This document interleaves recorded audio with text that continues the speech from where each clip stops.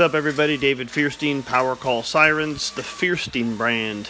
So this is an old Powercall Plus siren.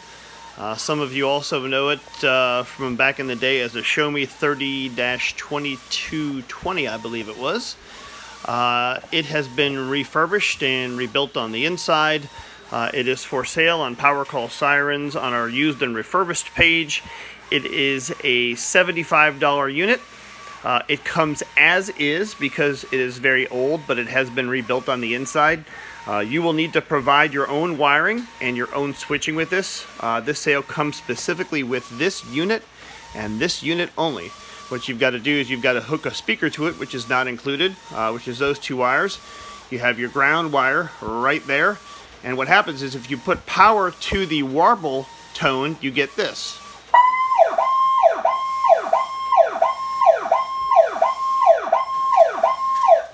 If you put power to the warble tone and the whoop tone together,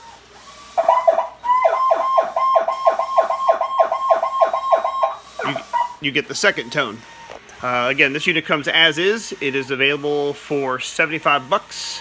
All you got to do is hook a speaker to it and you're raring to go.